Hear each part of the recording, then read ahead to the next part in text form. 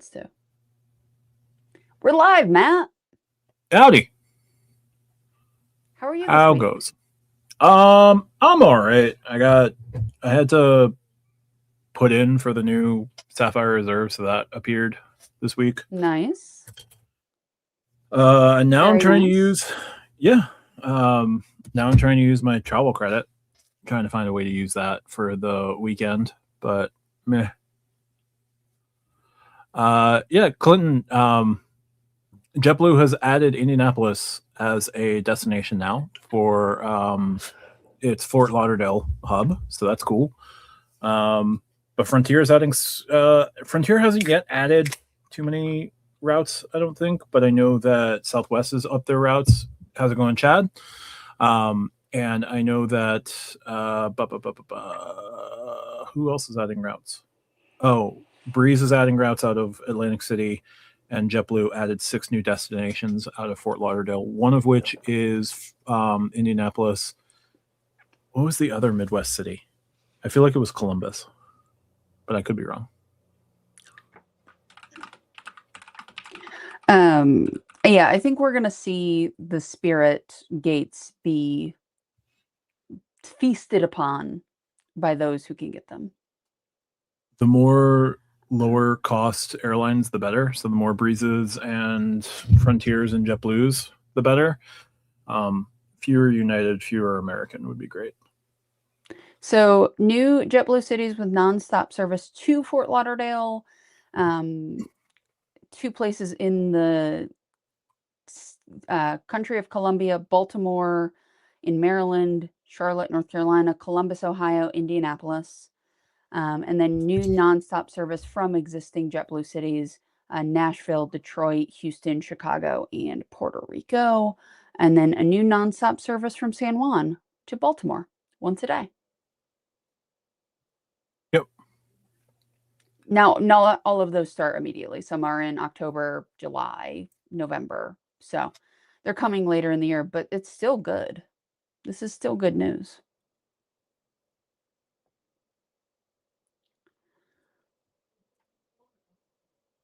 Yeah, I can definitely see that side of things, like being upside down. Like it's still like Chase still has work to do to fix this card. It is almost a year and it's still not great.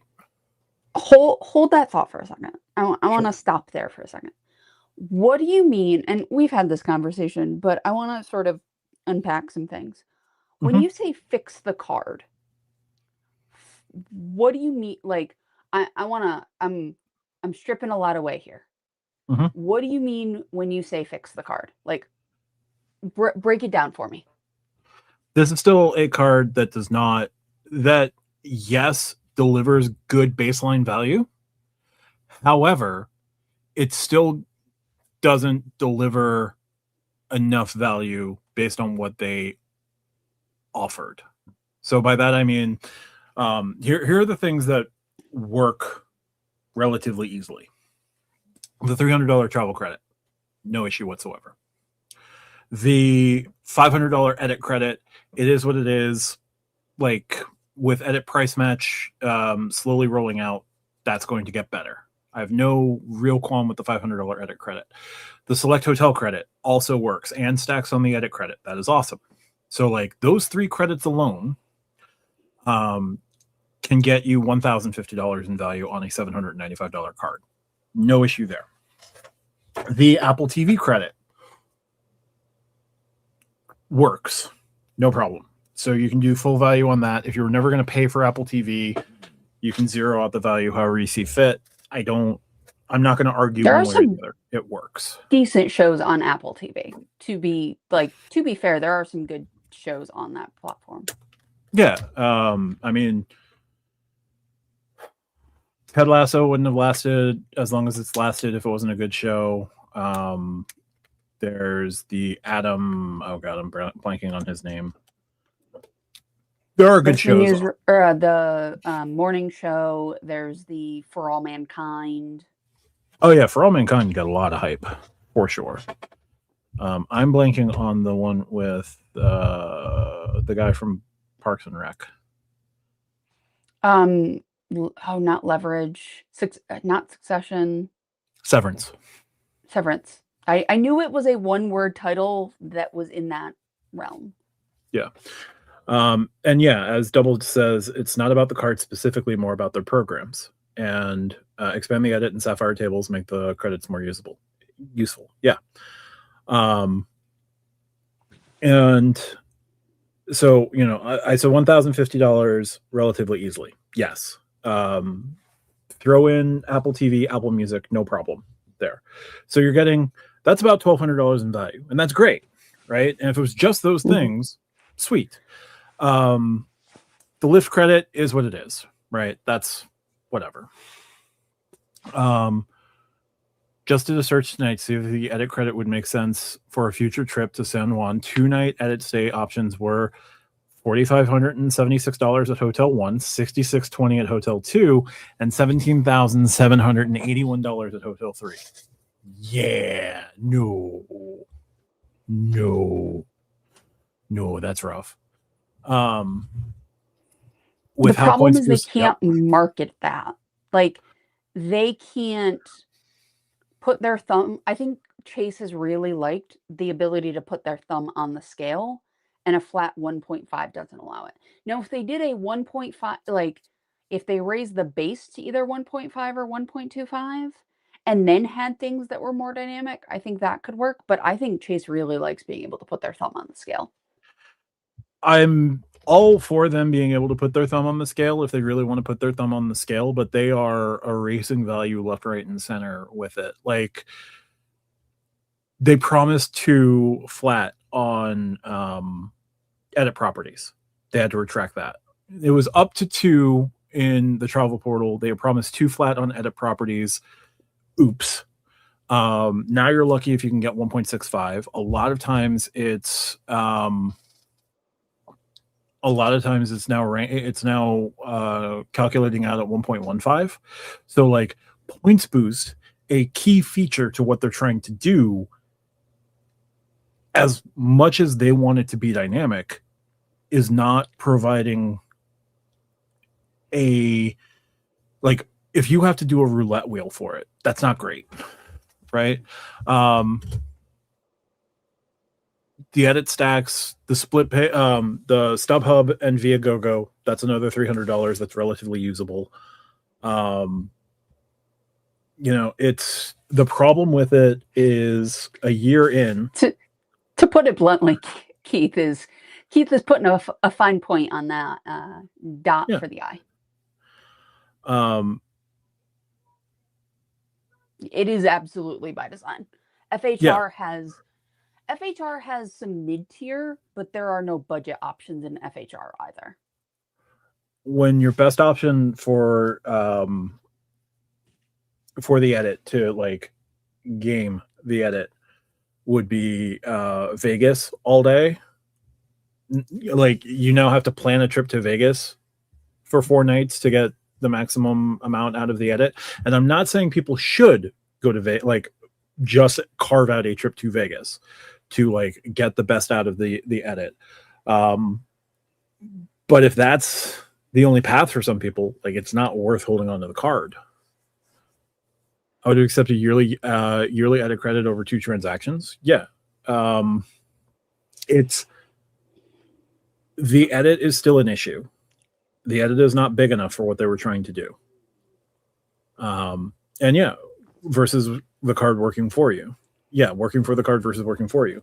So like, the edit's a hard one. The edit can be a bit of a hard one. Now, I think for some of the stays I'm looking to do, it's not as bad, right? But I'm also able to use it a little bit easier than some other folks. It's gotten harder to use the card across the board.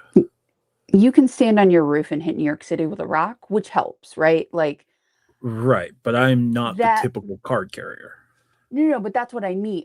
When you said it's easier for you than some other people, I was giving context to people who might be in the chat who don't realize. Like, because you have access to New York City, and I am, you know, a couple hours above, and I can get there in a few ways, but like, that helps, right? Like if you're in the middle of Iowa, like it becomes much harder to use this unless you're traveling a certain amount. Mm-hmm. Now, let me ask you this, as somebody who has it, they Mm-hmm. had to go with a 2 night minimum for the edit. Mm-hmm. Would you have preferred once a year, but it has to be 3 nights? Would you have preferred the entire credit is like you can do it two ways, right? You can do a 2 night stay and you can access half of it, or you can do a 3 night stay and access all of it. Do you think something I like that could have worked in a way where you're kind of doing the same thing? Like you're making people stay more in hopes they'll spend more at the properties, but sort of giving people a little bit of a dynamic choice there? Given the properties that they have, um, one, I'm not sure how much of a 3 night $500 would have, how much that would change the calculus, as Clinton's mentioning. Um, I would like. I think I would prefer that for sure because just get it out of the way and over with. But if you're talking about if you're able to find like a 250 a night, or let's be generous, a $300 a night property, right? $500 off of $900 is great, and $400 out of pocket, and you're getting 8 times points on those $400. That's fine, but it's still a $900 spend where you're able to use that. But is not Chase like, and this is where I'm going to sound bougie. And Mm-hmm, I'm owning that. Like I understand how this is going to come off, right? mm-hmm, Chase is not looking for people to break even on this. They're looking at people who would stay at edit type properties anyway and giving them an incentive to stay at those, you know what I mean? Or people who would stay at some of these properties even if they weren't edit and then giving them the benefit, right? It and FHR does the same thing, right? Like FHR is a larger program, so there is more dynamicism between like I can find a room that's roughly $300 ish a night, but like mm-hmm. it feels like the edit is more explicitly for people who are already booking $500 or $600 a night hotel rooms, and this is a reward for them versus a incentive for people who are usually booking $150 a night rooms to make that jump up. I think I think shifting the audience as drastically as they've tried to shift the audience is a lot of what's leading to the consternation with the card. Like the thing with the Sapphire Reserve at 550 and even like before at 450, when you had that guaranteed 1.5, you were able to cater to a bunch of travelers, right? Now they didn't have as much uptick with they didn't get as much adoption with folks compared to the platinum. I'm certain there's more platinums than there are Sapphire Reserves in circulation. Unquestionably. Unquestionably, you are correct. And Chase, when looking at that equation, didn't look at what made the Sapphire Reserve a far more interesting value proposition to its base of customers, to add to its base of customers who would be have been better off with the 550 version of the Sapphire Reserve as opposed to the Platinum.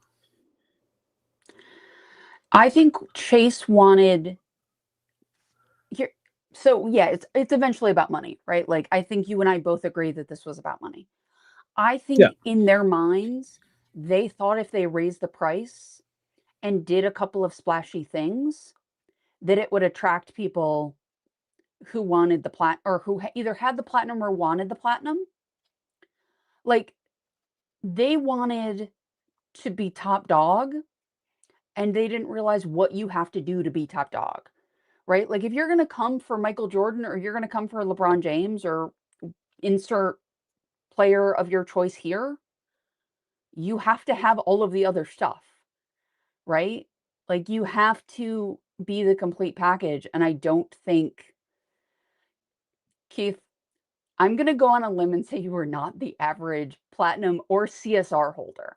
You Right. are you are a category of Keith. And I say that with all of the respect. But like I think Chase wanted that like illustriousness, but does not understand the platinum card at all. I do not think they understand why the Platinum card is popular. And some of that is something they can do nothing about. And you know what? One of the major things that makes the Platinum card desirable that Chase can't, literally cannot do, make it 30, 40, 50 years old. They cannot make the CSR that sort of an institution because it has not been around long enough. And that I think drives Chase crazy because there's no way to get that cultural cachet except for longevity, right? Like there's no Sure. way to make something last 50 years unless it's lasted 50 years or almost 50 years, right? Like the Gold just had its 60th anniversary and there were some things like you can't make a card be 60 years old if it's not 60 years old. And I think Right. Chase severely miscalculated some of the reasons the Platinum is popular. Now, you and I disagree on if the Platinum is a good card. And I think that's a discussion for another day. That's not what I'm talking about, right? Sure. But you cannot deny that the Platinum is a bit of an institution when it comes, for better or worse, when it comes to premier credit cards. And I think Chase wanted it, but I don't think Chase understood it. And time is a huge factor that Chase cannot replicate. If they were trying to copy an institution that is over 40 years old, the way that they copied an institution that is over 40 years old in the manner that they did, the entire Sapphire team needs to be thrown into an ocean. I agree. Or a pit of quicksand. Take your pick. No. Quicksand's Just too the quick. ocean. Yes. Do you want the Atlantic or the Pacific? Because those are very Yes. different versions of being thrown into. Okay, half. We'll just draw straws, half in each. Yes, and this is the underlying issue with the Sapphire team, and why they would benefit from introducing a new Sapphire product. I don't care if it is taking the Sapphire Preferred and jumping it to 450 and reintroducing the Sapphire card as a 95, 195, 250 card. It doesn't matter.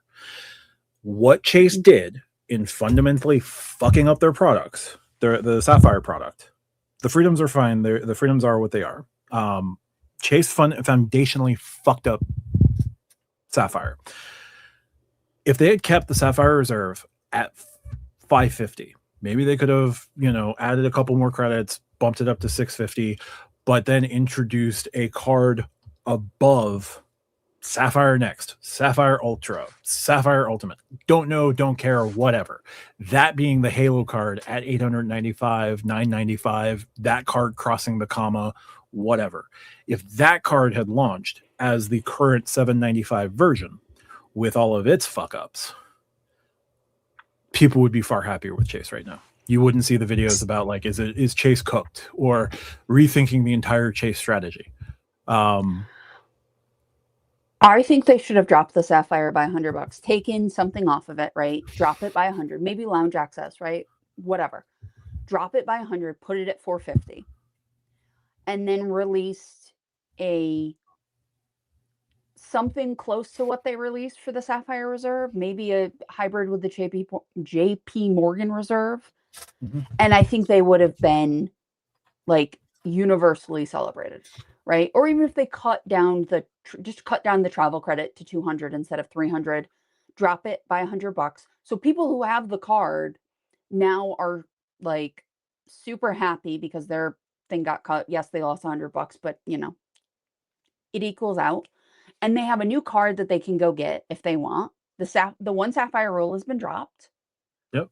You have the baby Sapphire that you can upgrade. It feels like, again, they wanted the prestige of a Platinum without understanding the structure, right? And we see this in phones, right? Like Samsung or Google, the Pixel line will do a thing, and like Apple does a thing, and they're treated differently, right? And that will drive some people crazy. That drives me crazy, and I am surrounded by Apple here, right? But like, it is treated differently, and I think Chase miscalculated the public perception of them. Now, here's the other thing, right? and I don't have the numbers in front of me, and I don't think you have the numbers in front of me either. Chase's credit card division is so small compared to their overall size Mhm. that I think they could lose every Sapphire Reserve holder and it would not make a noticeable difference in the end of quarter numbers to a position that is so different than if every platinum holder went out for Amex or an equal number of platinum holders went out for Amex. And I think that's part of the difference, right? Chase is more willing to piss off their top of end because they can, and their entire book carries them. Their mortgages, their bank accounts, their auto loans, their other cards, their investment wing, their whatever. Yeah. They can piss off everybody in their credit card department, and it's a rounding error.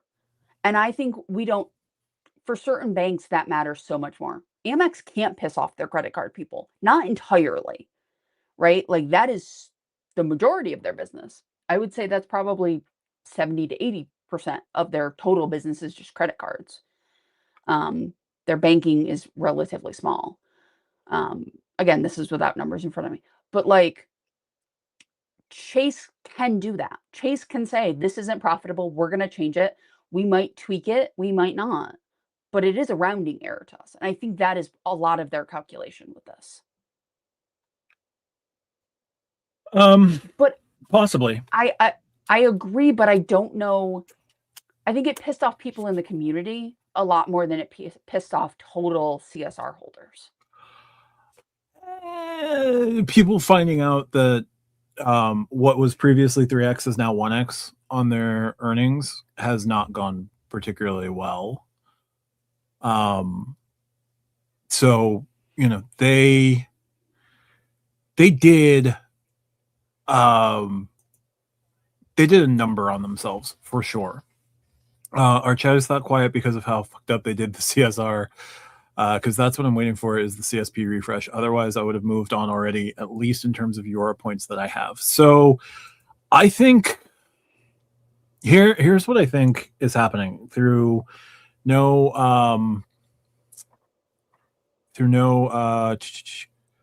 what do you call it? Through No fault with of no their own. knowledge.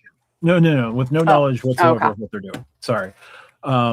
I think they are trying to formulate something to I think what they might be doing is trying to fix the broken that they broke. And in terms of how they're trying to do that now, I think they had an original vision of what the new Sapphire Reserve was going to be and what they would roll out with a Sapphire Preferred not too long after. Like they announced the new Sapphire Reserve back in June, hubristically. They saw the immediate backlash and realized probably by August or September that what they were going to do with the Sapphire Preferred was not going to be tenable, and have been trying to redraw something that is, I think they're putting a lot of pressure on the CSP to fix the errors that they made with the Sapphire Reserve. Now they can still fix the things, and they said that like the big refreshes for the Sapphire Reserve are not going to be as drastic going forward. They're going to be fixes over time, like it's a Linux distribution, which is fine, but like they're moving too slowly to fix things. And let me be clear, like the people in the credit card division at Chase very much care about all of this, right? Like they do care. But the people at the very, very top of Chase obviously care.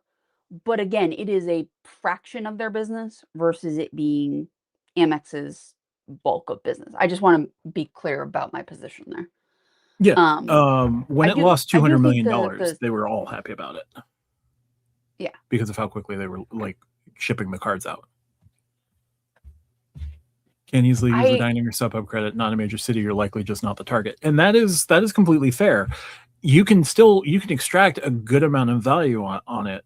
I can extract a good amount of value on it. And yeah, I don't live directly in New York City. I live, a stone's throw from New York City, but it was a significantly easier card at $550 with the 3x travel and the 4.5 and the 1.5 in the portal. When they changed things, the way that they changed things was jarring to a lot of their network, to a lot of their card holders. That was the issue. They're not. A lot of their card holders are no longer the target of their card holders. And no, QC man, the rumored $750 per month discount on Apple One won't solve all the CSR problems. And you're telling me I shouldn't upgrade my Freedom Unlimited to a Sapphire so I can get my discount on my Apple One subscription, Matt? Yeah. The thing is, we can disagree that their target demographic is a good idea. Like, I don't think it's a bad card. I do think changing it to a 3X without introducing a CSP with 3X, I think is a mistake. And I don't care about demographics in that case. I still think it's a mistake. I think those were meant to pair. And because of the CSR issues, it hasn't paired. And I do think that's a problem. I think that it's going to pair. I think it's going to be, I think a CSP. I do think it's going to pair, but they have not yet. Fix a and lot it's of things. been, what, almost a year? Since the Sapphire Reserve was announced. Yeah. Kevin, I know you've asked some banking questions. I appreciate it. We do not do banking, so we're going to pass on these particular questions. They are Googleable, but we're not banking. You can go into the Stack Your Points Discord, stackyourpoints.com. You can link up the Discord. We do have a banking in there. I just don't want you to keep asking banking questions because we're just not going to get into it.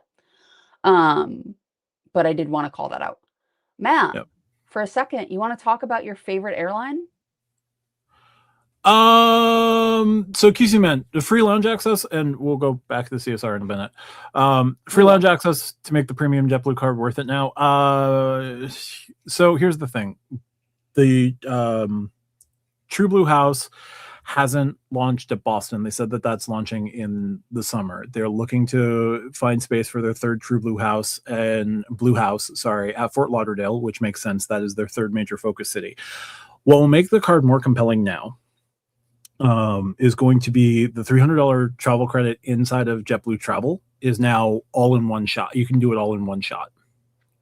So it's a $499 card. You can get $300 back in travel credit by booking through True Blue Travel like that, and you'll get your 6 times points. You'll get your $300 credit. Now that you're paying, now the value back is going to be about $200. If you fly out of JFK Terminal 5 enough to warrant, like if you say that a lounge visit, let's put a lounge visit at $20, an airline lounge visit about $20. Now some airlines will value their lounges a little bit more, or whatever. Kevin, the answer is just yes. Thank you, Keith. Program. You're the best. Thank you, Keith. So what I was saying, if you cover lounge visits at $20, you now got to do 10 lounge visits at the Blue House in New York City. Now, other things that are interesting about the card's Priority Pass will include Priority Pass restaurants. One of the few cards now that will carry Priority Pass restaurants. So if Priority Pass restaurants is a thing for you, the JetBlue card will give you Priority Pass lounge access and Priority Pass restaurant access. That is great. The other things that are going to be great are going to be the 25 tiles per year, and those are going to be calendar year going forward. So if you get the card right now, if I applied for the card tonight, I won't get 25 tiles until 2027. I thought I would get the 25 tiles immediately, so it's less of a reason. That seems bad. Yeah, that does not seem good.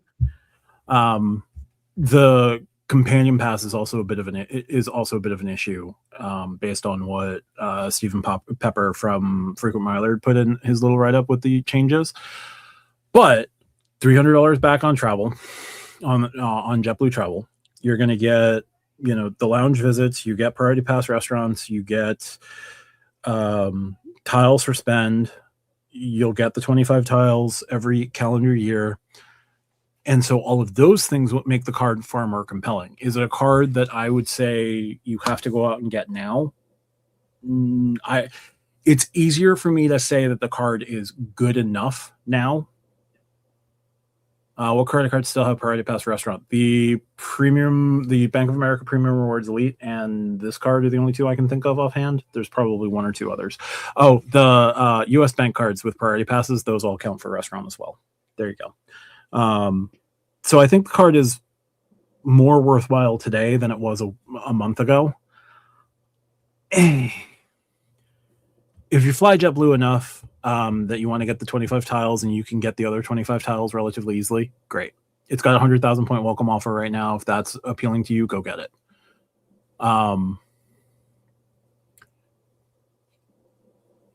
Yeah, and that's fair. But it's it still just annoying. doesn't have enough. Like, yeah, it is annoying. I want to go back to Double's point here for a second with the CSR. I want to know, Double, I want to know from you specifically, and also from the chat, what is something that is uniquely Chase? Like, I genuinely want to know what you think would be uniquely Chase. Like, I'm genuinely curious by that, because I don't know what it means to you, and I would like to know what it means to you. As far as multiple Chase, I bet there are a ton of people who have more than one Chase card, but do not have a Sapphire. I bet there's a lot of people who have Freedom Unlimited and Freedom Flex, or an IHG card, or a United card, or whatever. I bet there's a ton of people without a Sapphire card. Matt, for instance, but he has a Sapphire. But yes, multiple cards. The problem is I don't think it like, I genuinely don't think those two cards match up particularly well for Chase with what they came out with. I would love to see their internal data about what they thought the matchup was. Like, if they thought it was a good compare, because I don't particularly think it was that strong. And a lot of that to do, I'm trying to find the comment, is with this, right? Like, I think because Amex has Resi, which is fairly large, like, I have 24 Resis around me, and I live in the middle of nowhere. So they have that. Larger. It got larger. You have the Centurion Lounge. So you've got that, plus Delta, right? You get Delta access with your Platinum card. So those two things, right? The Lounge Network with the Centurion, or the Lounge Network with the Centurion Lounge plus Delta and Resi, plus FHR and the Hotel Collection, like, those are three places where Chase loses all three. Forget about the multipliers, forget about the credits, forget about all that. Like, Chase can't win any of those three matchups. No. And here's the thing, right? When I was talking about it going back to the CSR, going back to the very beginning, when I was talking about, like, them still fixing things almost a year in, the restaurant program that they have is 400 restaurants. When Talk goes online into Resi will have 25,000 restaurants across the country. That's pretty good. Chase, a lot of folks have been calling the Sapphire Reserve the Temu Platinum card, and they cut corners at every place. If they were looking to do a far more Ponzi card, or try to get into what they believed was a far larger demographic, right? And it's fine if you want to go after bankers and you want to and stock traders and the tech set and entrepreneurs who have found, like, if you want to go beyond white collar and you want to go into white glove or white tie clientele, that's fine. But they didn't do so eyes open. They did so cutting every corner they could. And, like, their restaurant program, as I said, 400 restaurants as opposed to 25,000. Um, why aren't they doing something with all of OpenTable collectively? Why is their restaurant program, their dining program, so awful? They could have had a very unique and interesting partnership with DoorDash, and instead they're doing 3 coupons at DoorDash's insistence. They're doing 3 coupons a month, and like DoorDash didn't like doing the quarterly rollover with the Sapphire Reserve, where I could save in a quarter. The first 2 months I could let my $5 roll over, and I had to spend my $15 in that third quarter. DoorDash didn't like that. And these are unique factors to Chase and the Sapphire Reserve as well. DoorDash didn't like that. DoorDash renegotiated a better deal for DoorDash, which, hey, good for them. But now you have a stupid system that people insist on gaming. Transfer side, I mean, in all honesty. you're not wrong. Up until a couple of years ago, yeah. Could take lots of forms. Select hotels credit with IHG, portal bump for United, Hyatt, and IHG loyalty eligible stays in the portal for IHG as examples. And those are good, and they need to lean into those more. They need to add all Hyatts into loyalty eligible or pass through loyalty in the travel portal. Like earn 8x at Hyatt and have your status reflected. I don't know if that's true, Double.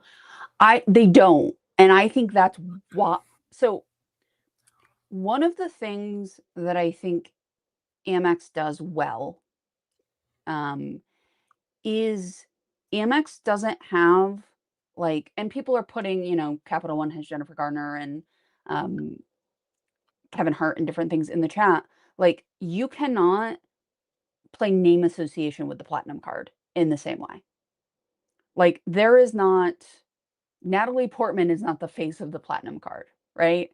Like, I'm trying to think of, like, Meryl Streep is not the face of the Platinum card, right? Like, there is no face of Amex in the same way, which I think allows it to have a particular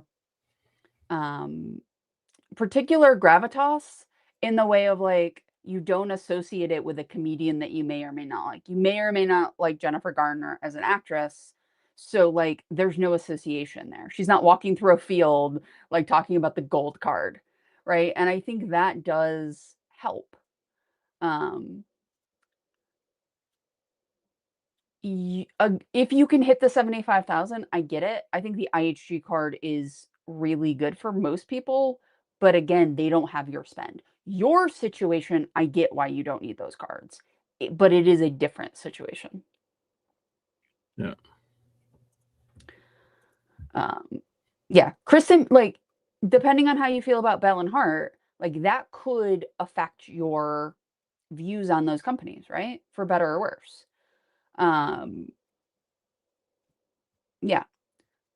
But I think, like, having the Resi versus the edit tables be so disproportionately unbalanced makes it hard. Like, you don't have the ability to do the same things. Yeah. And they're totally are, but you have the options, right? Like, you might not like a place, and that's fine, but there are places for you to not like, and that is helpful, right? Like, it is helpful that there are so much. The problem I've had is that their dining program was rushed and ill-conceived, and they just didn't put enough forethought into what they were trying to do. Like, they had a concept and they just didn't execute on the concept. And that $20 DoorDash minimum is DoorDash implementing that because they weren't making enough money off of people using the Chase offer, because people were keying in at like $9.97. Like, DoorDash went after DoorDash solved their 5 banana problem. They nuked it. And, like, It was a problem that as soon as you read the terms, any of us could figure out how people would do it. Yeah. I think the problem is like these companies don't necessarily actively think about how people are going to manipulate certain companies, right? The banks, I think, do. But like DoorDash is not going to be like, how are people going to hack us? They're going to assume people are going to already be using their product and using this. Which is I don't dumb. know about the price. I don't even know if FHR price matches off the top of my head. FHR doesn't need to price match because FHR people are willing to put like, even if it's, since they get a full $300, like they'll put down for the $1,000 a night property and spend the $700. Or there's enough properties in FHR that are around $300 that they don't care that people are gaming it. I don't disagree. I don't know about Hyatt. I think Hyatt has their loyalists. I don't know enough about the map. Like I've had a hard time finding Hyatts in certain places I've gone to. But again, I think United and Southwest particularly can make UR helpful for people. Um, definitely. Yep. They issue more cards than Amex. Like, and I don't have the numbers again, but I don't think it's particularly close. Overall cards, not Yeah, CSRs they versus have platinums. more overall cards, but Amex makes far more money off of their cards in terms of like annual fees, the amount of spend, all of that. Amex makes far more money than the Chase credit card division. And yeah, the 150K sub, like I would not be surprised if in the next 3 months, if in 3 months you see it go up to 200.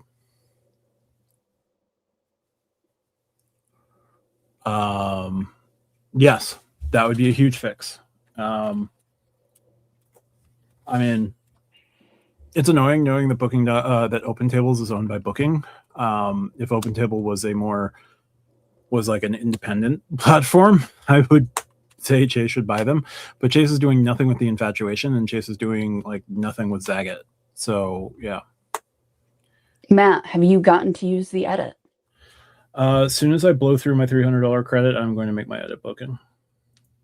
I need to do an FHR before the end of June. I need to find if I'm, because the one nice thing about the FHR is you pay like it doesn't matter when you book it. It matters when, excuse me, it doesn't matter when you book it for. It matters when you book it. So Yep. as long as I know where I'm booking by June, I'll be set. Hyatt can be nice. It absolutely has a strong value prop, but it depends on where and how you're traveling. Like Hyatt is more dependent on that than the other three majors. That's all. Mm-hmm. Yes, but you also had substantially more spend for that 200,000, like substantially. So there is that. Mm-hmm. It's not just higher spenders. It's the thing that makes Amex special and the reason Capital One just bought Discover. It's the payment network. The payment network is a huge weapon that they have. 60 million active credit cards for Chase. That is so many. Yep. Yeah, I guarantee there are more people with a Chase Freedom Unlimited than there are probably platinum, maybe platinum and gold card members combined. Potentially. It's an incredibly popular card. I could see it. I think some of this is back end stuff, right? Like some of this legitimately is your back end and your ability to do that. And I just don't know what Chase's back end looks like. Yep. Like I don't know because you have to have the real time. You have to have the real time. This would not. I genuinely do not think this could happen. Like I don't think it could happen. They'd be far better off building their own. Yeah, like I don't think it could happen from an actual money standpoint or from like a I feel like that would be a There'd be, currently it wouldn't be as much of an issue. Just grease the skids a little bit. Although Chase is in the doghouse, so Chase probably wouldn't be allowed to buy either of them. But like another bank, another GSIB, if they had the capital and could come up with the capital, would be allowed to do so. So Visa's worth market capitalization as a company, excuse me, is 550 billion to 676 billion. So like it's gonna be a little bit of cash. MasterCard is coming in at 440 to 457 billion. So like dropping cash on these even, with all of the corporate things you can do to drop cash on a company, like these are not able to buy like it's a merger situation. It is not a I'm gonna buy you situation, and I don't think either company is looking. Yeah, I agree. It's like saying Apple should buy Microsoft or Apple should buy Google. Like Apple should buy YouTube would be another like it's not happening. Yeah. I'm not aware if they have if they have their own payment networks, but like if they could start, if they really wanted to put more money in house, if they wanted to bring more money in house, they would have to expand out that network. Like they would have to spend some pretty serious capital to build out that network and make sure that it's widely rolled out, at least in the United States. But yeah, and yeah, the value of MasterCard and Visa is not in their technology, but in the network effect for sure. Yep. It's amazing how much you do not hear people talk about that card. Like you just do not hear that card talked about. Yeah. There's a comprehensive merchant service. Do not hear this talked about either. Yeah. I'm curious what the cut that they require for that is. But Chase Payment Solutions, if they wanted to roll that out and put it on Chase Pay, like move over the Freedom Unlimited and the Freedom Flex to Chase Payment Solutions and start pushing adoption to Chase Payment Solutions, and they could potentially, like, if they wanted to lose some money on that and build that out for a while, not charge restaurants and whatever businesses are passing along their credit card surcharge over to you, and just like make it cash credit same price. They get some seriously quick adoption. I have never disagreed with you more. I do not think Apple should be in the card game at all. Not even a little bit. Matt, what's a sleeper credit card? Fidelity. The Fidelity Rewards card. Yeah. It's boring though. Like, I'm not saying it's not good. It is boring. What's an exciting sleeper card? I actually think the Attune is a great card that covers a lot of things people don't think about. Yeah, if you want an exciting sleeper card, it's the Attune or the Autograph. Although at this point now the Autograph is getting just enough burn that it should be. And the PRE is a huge sleeper card still. Yeah, it's just if you just have to have your holdings with B of A. Different topic. If you don't have the money, it's not, and that's the problem with all Bank of America things. Yeah. Different topic. If Capital One does everything right with Discover expansion, what does the credit card landscape look like in 5 to 10 years? You're going to see a Venture X or some version of a Venture X in the Amex Platinum and Sapphire Reserve territory. You're going to see them rolling out and being able to put enough start earning enough that they can start building out even more.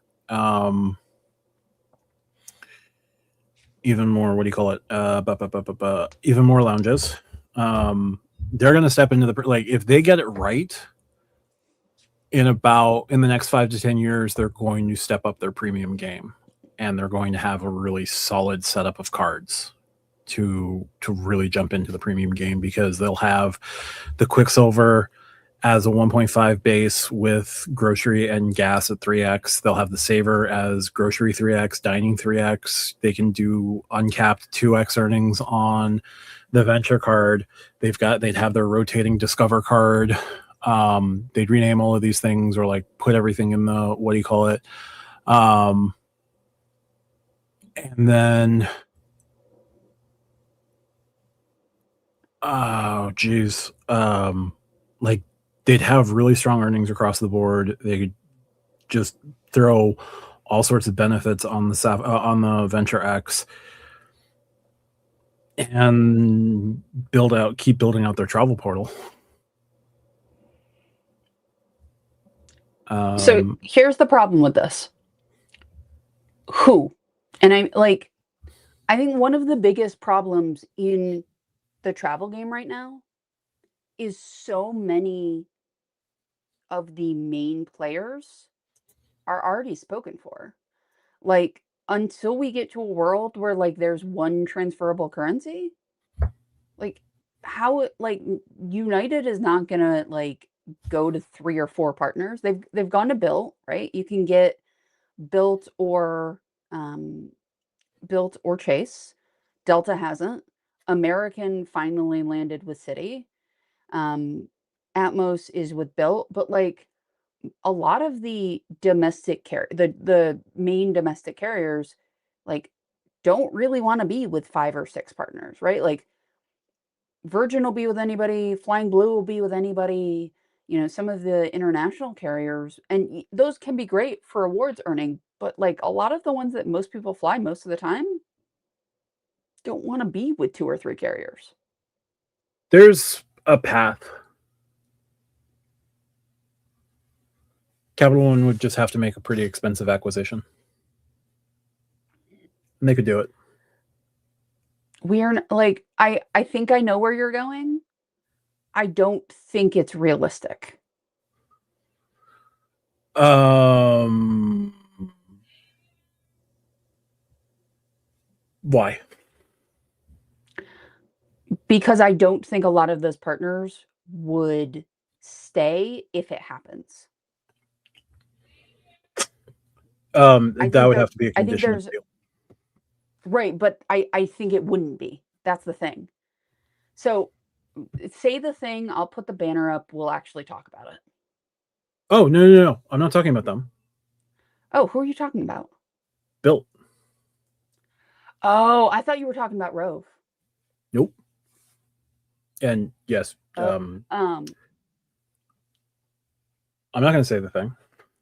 I'm going to put the thing up, and you don't have to say the thing. Yeah. I thought Matt was talking about Rove. No. So if Capital One bought Bilt, in theory, their partners would come over. Now, Bilt is a credit card, which makes this a lot easier. I was thinking Rove, which would be complicated because they're not a credit card. And certain things are structured around the fact they're not a credit card. Different. They would only different. lose. Yeah, they'd lose Lufthansa, and that'd be it. Right. But some might not want it if it anyway. It's not what we're talking about. The thing with Bilt, though, the thing with buying Bilt, which I think is interesting, and I think it actually is, I don't think the owners of Bilt or the leadership of Bilt would sell Bilt without still being the leaders, and I think that's a non-negotiable if you're Capital One. I do not think you buy Bilt if you're Capital One and keep the leadership in place. I don't think you can at this point. And that's the problem. Like, I think if you look at purely the product, right? You strip away the customer service, you strip away the Reddit as your support system, you strip away all of that, right? You strip all of that away and you just look at the cards themselves and the awards, redemptions, and things like that. The partners, I think it's a great product. I have said that. You have said that. Lonnie has said that, right? Like, that is not, I think, a question. The problem is they're on their third issuer Mm-hmm. and they've spent hundreds of millions, if not $1 billion, on this product between all of the money that has been injected into them and everything Mm-hmm. else, right? I do not think you can keep the leadership if you're Capital One and you buy them. I don't think you can. I think if you can buy the product, if you keep them as an honorary board member and they don't actually get to do anything, sure. I do not think you can bring over the leadership team of Bilt Mm-hmm. if you're Capital One. And I'm not speaking as another issuer, I'm not speaking as a partner, I'm not speaking as whatever. I'm saying if you're Capital One and you want to buy Bilt outright, I do not think you can bring the leadership over. And I think that ultimately is the problem if you're Capital One, because I do not think the Bilt leaders will willingly do that. See, I think here's that's the the thing. problem. It's definitely an issue for sure. I won't say that it's not. Here's I don't here's think what I would Wells say. Fargo wants anything to do with them anymore. They're still like invested. They're still like due for a payout at some point. But yeah, right now the day to day, like they want nothing to do. Money can fix a lot of things. Why didn't Chase take over the Amazon business card? I think Amazon doesn't want to be too They don't want locked to be in bed into. with one person. Yeah. And That's thank you also for the why. $1.99. Thank you, QC man. That's why they went to the Amex payment network, and why it's going to the MasterCard payment network. Like they nearly shut off all of their Visa cards worldwide because they didn't want to continue paying Visa what they were paying Visa.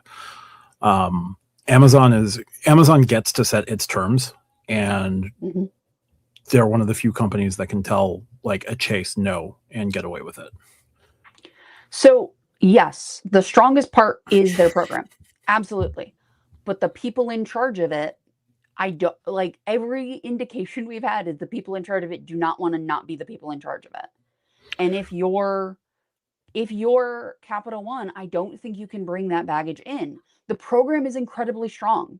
The program is incredibly strong, but you cannot bring the You leadership of Bilt in and give them control over this program that they have continually mismanaged. Here's the thing though, money can solve that. I don't think, here's the problem though. I don't think there is a number for the top people that is going to make them move away from that. Not that's realistic that Capital One will spend. So Yeah, they if you spent. hand them $1 billion, sure, but they're not going to hand them $1 billion. They could easily hand them $1 billion. Like They just could. spent. They're not going to. They spent $35 billion on the Discover payment network and Discover Which is customers going and all of to, that. in theory, be trillions down the line. Right. That's the thing. Like, I agree money talks. I agree that there is a number they could pay them. I do not think Capital One will agree to pay them that number, especially with how much they're going to have to spend to get the Discover network up. Now, if Discover wasn't a thing, like if they didn't have that money that they just spent and will have to continue to spend, I think it's a different conversation. But I do not think there is a number that Capital One is willing to give them that the leadership team will walk away for. I don't think that's possible because they already have money. This is not like if you and I started a company and we ended up as multimillionaires or billionaires, right? Mhm. That's a different mindset than if you grew up with money, you created a thing, and you think it's the best thing ever. And the program, again, is very, very strong. But I do not think the people at the top will part for it for what Capital One is willing to do. The board can force them to take it. I don't think Capital One is going to cut, like, there is not an offer, right? Like, I do not, there is no number on the table. Capital One has not floated anything. This is us contextualizing. I do not think there is a number Capital One is going to give that Bilt will say yes to. Like, there's not. There is enough control on the people that would have to say yes, and I do not think they will say yes. I don't. I do not think there is that number. I do not think disagree. there is a number both sides will agree. Because Capital One has to agree to pay it, right? It is not simply getting the leadership to agree to take it. Capital One has to agree to pay it, and they have to pay millions and billions to get the payment network they just bought up, especially in Europe and Asia and Africa and parts of South America. And the US is not bad, but like there's a lot of places they're going to have to spend so much money. Yeah, no, I think, and yes, they would pay billions. I think there's a number. I think there's a number that the board and Ken Chenault would say, you know, you'd be crazy not to take this right now. I think they're going to try to get to an IPO in the next 2 or 3 years. I think if they're shooting for an IPO, they're probably going to be shooting for an IPO somewhere in the $40 to $50 billion range. I think that if Capital One came at them tomorrow with a $25 billion offer, they would take it. I don't, but you're going with, would the executives necessarily take a stupid high offer? I'm not saying they wouldn't take a stupid high offer. I'm not saying whatever Capital One is going to offer is what they would accept. And I think that is a different thing. You're saying, is there, like, yeah, I think if they offered 25 billion randomly, yes. But I do not think that Capital One is going to pay, like, I think they might pay 1 or 2 billion. I do not think they're going to pay 25 billion for it. I do think also you worry about losing partners. I mean, part of the negotiations in my head, part of the negotiations would be, here's the list of transfer partners we'd be fine with you with losing out on. Here's the buy, Bilt, keep the leadership. You can keep them on year-to-year contracts. You know, I don't think you can keep them at all. Like, I do not think if you're Capital One, you can pay them you can pay them to go away. You cannot keep them on. Right. You keep them and you give them meaningless titles. You give them a vested payout 3 years later. They stay for 3 years. They have a no-show job for 3 years. I am not saying that it is not possible if they drop 20, 30, 40 billion to do this. I'm saying Capital One is not going to. Like, that is what I am saying. Sure. I'm not saying that they're going to either, but like they could solve all of their domestic problems. They could solve all their domestic transfer partner problems by there is a very long list of this on Reddit. They executed a lot of things poorly. The rewards program's still good. I don't think Capital One wants to drop 25 billion in the way that we might want them to drop 25 billion. So Bilt goes to Capital One. I don't think they want to do that. I think they have to deal with the Discover thing before they even would think about buying Bilt. Right. All I was saying was, if Bilt wanted to solve its domestic transfer partner problem, they have a solution. Sorry, if Capital One wanted to solve their domestic transfer partner problem, they have a solution. Again,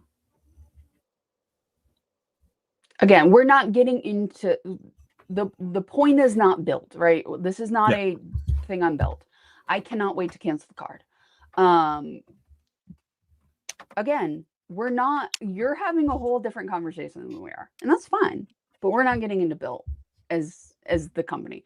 My point is, I agree that it would solve a lot of things for Capital One, but I also agree Capital One does not care to solve some of those problems. We would like them to solve them. We as Yeah, like consumers would. they're not gonna I fix this don't anytime think soon. I don't think they feel like they need the partners we think they need. Because if Keith could have United, or Keith could have Hyatt, or IHG or whatever, and get his Capital One offers, I think he would be very happy. I do not think Capital One feels like they need to do that right now when they are so focused on the payment network. I think they are. I think they are going to be focused on the payment network and be incredibly boring the next couple of years. Probably, which is fine. Because the Like, payment network is going to make them an ungodly amount of money, and I think that is so much more important than anything else they could possibly do. yep.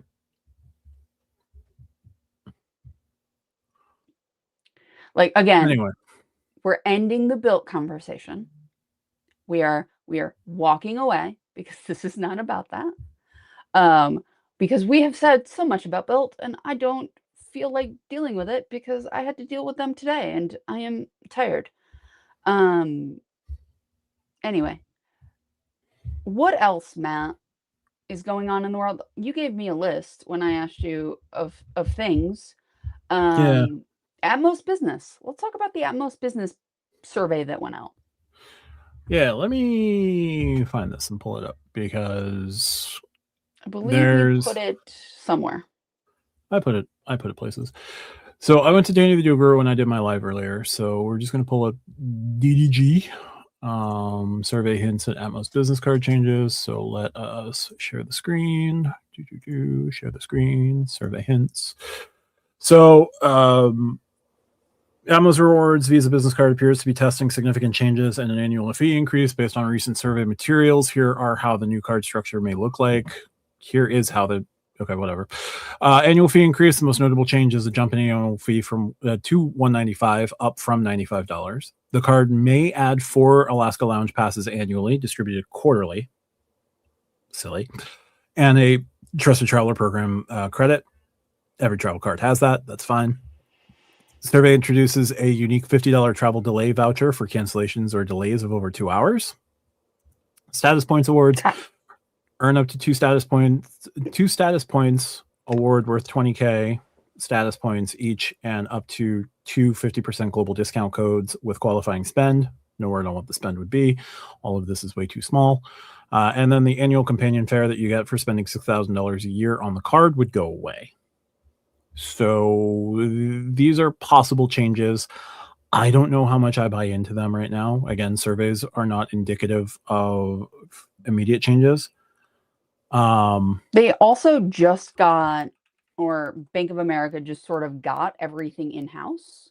Yeah. So I could see them sending out quite a lot of surveys over the next few months, year or so, to sort of figure out how they want to completely sort of merge everything. Like, whoever wins the Marriott war,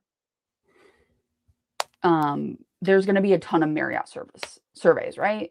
Like, anytime somebody gets, like, I'm sure once everything is settled with AA, there's going to be a ton of city surveys about the AA cards, right? Like, it's just part of getting everything in-house. Yep. Yeah, 1 pass per quarter is hilarious. So Matt, do you have the power to make this card come out? I wish I did. Honestly, I do. Here's the thing. I think I've been meaning to do a video on this. I will try to do a video on this. Try to record this. I will either record this in the overnight, or maybe I'll record it tomorrow before the Bilt stuff. Maybe I'll record it Saturday night from the hotel, whatever hotel I end up doing for the Bilt stuff. Not Bilt, Jesus Christ, the Rove stuff. I do stuff with Rove. It's chill. It is. So here's my overarching thinking. Right, they just launched their 2 transfer partners for this first half of this year. They got Wyndham at 1-2. They got Cathay Pacific at 1-1. I think I haven't heard anything from the folks who can give me reliable information, because they've hit on everything so far. I think we're going to get at least 2 more transfer partners floated and then launching in the second half of the year.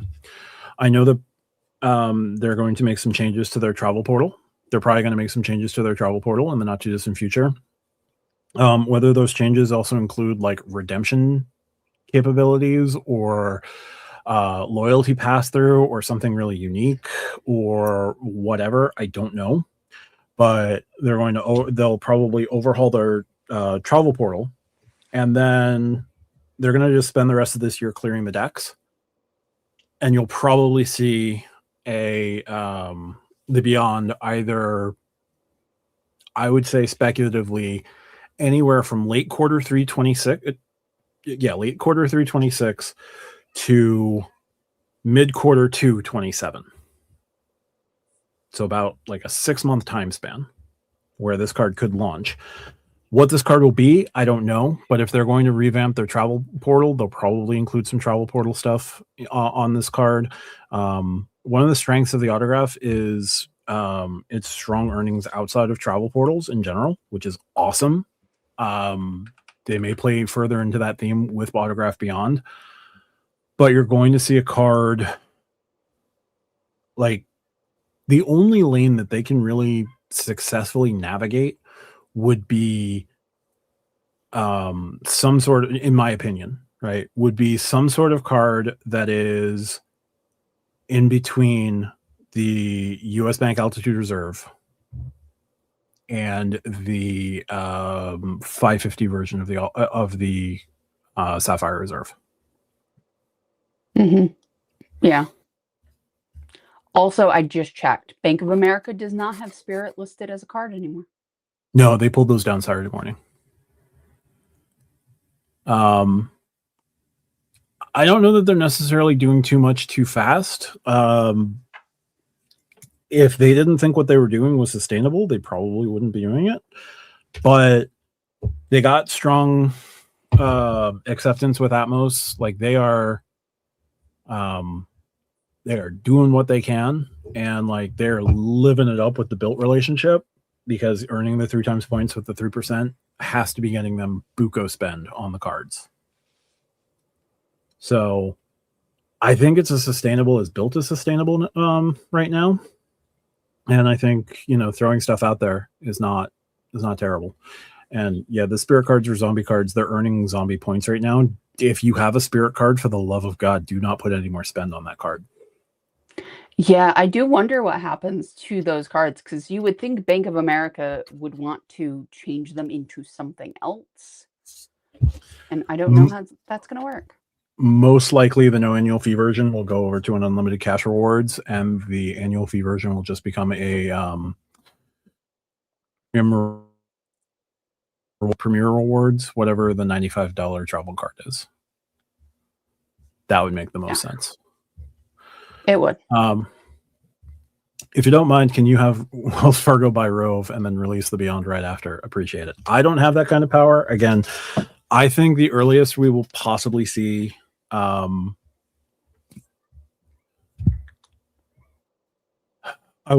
think the earliest we could possibly see Autograph Beyond would be late Q3 of this year, but more likely it's going to be either Q1 or Q2 of 2027. Also, the 3x on foreign spend has been a really nice.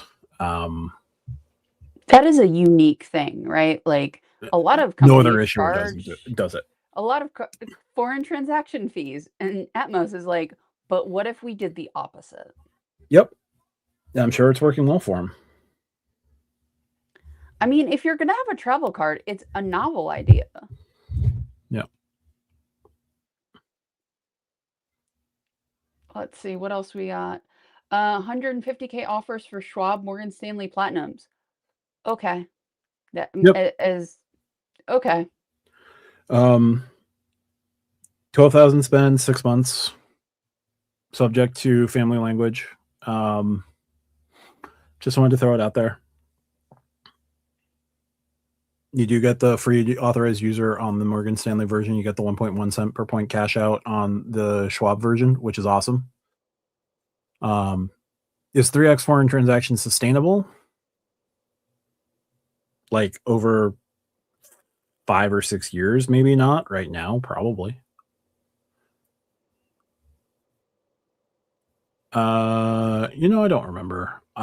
People on Reddit and people in Discords are saying that it's free AU, and I think it's extended all the way down to the E-Trade account. I don't know. I don't hold the card. I'm not particularly interested in going the Morgan Stanley route, so I know that's a thing that is being bandied about. I also think that is an incredibly easy thing to be changed. Like, it could literally just be working its way through legal to change that. Entirely Or possible. you have to have X number in the account. Like, there's a lot of ways they can change that. That's one of those things where the more people talk about it, the more likely they are to change it. Yup. And that is a thing the community does not handle very well. Nope. So, let's see here. Frontier stepping in to fill the Spirit void. Do you think we're going to see another low-cost carrier show up? Do you think companies will start charging less? What do you think is going to happen? What do you actually think the Spirit fallout is going to be?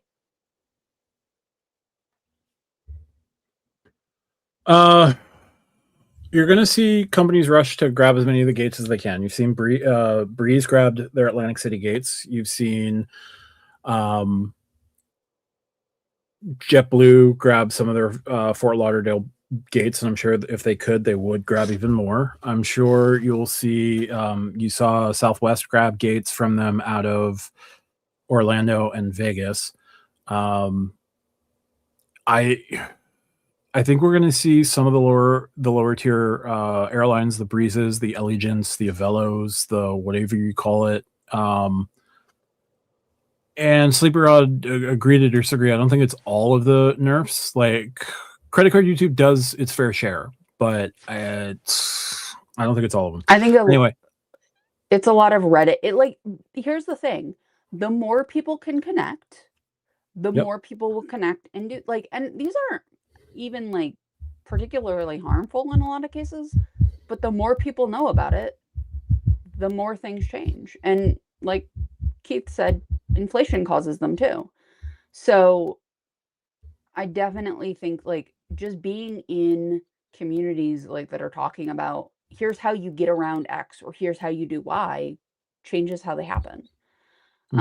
So I think it's probably 60-40, community versus economy, but it's not all YouTube. There are some people out there pushing things harder than others, though.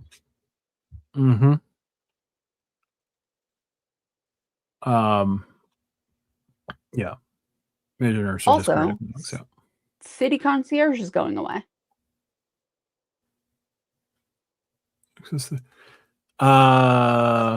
No new City Concierge requests will be honored after. I'm not 100% sure of what City Concierge is, but yeah, following notice froze on all my City cards this month and important changes coming to the City Concierge benefit. I'm guessing it was something along the lines of the Platinum line and stuff like that. But if they're cutting their concierge benefit, that's not great. Let's see. The City Concierge is a free benefit that gives on-demand personal assistance to cardholders. 5 Citibank cards have this concierge benefit. The Strata Premier, the Premium Select World Elite, the Business, the AA Business, the Executive, and the Mile Up card. So it seems like, and this is from 26, so it seems like this was kind of an AA thing. From at least what this is sounding. Because that's telling me what cards could use it, and 4 of them are AA cards. Yeah. This is Double Cash, Advantage, Platinum, Custom Cash, Costco, Visa. Okay. I'm not aware of it. Again, I am not deep in the City ecosystem, so I'm not going to call the City Concierge. But things I would imagine something's replacing it. Booking, travel, purchasing tickets, rush. Yeah, it's just a basic concierge. This thing from Wallet Hub is only mentioned the AA cards, which is why I was calling those out. Okay.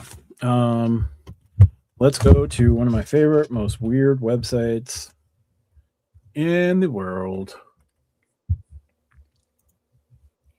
and see what, if anything, could be replacing this in the not too distant future. Is it the patent office, Matt? Or the trademark office? Yeah, it is. Matt loves a trademark more than anyone I know. I think Matt might be the number one person to go to this website. Probably. I would like to see their graph of users, and it's just New York is bright red. Who the hell keeps using this in the Hudson Valley? It me.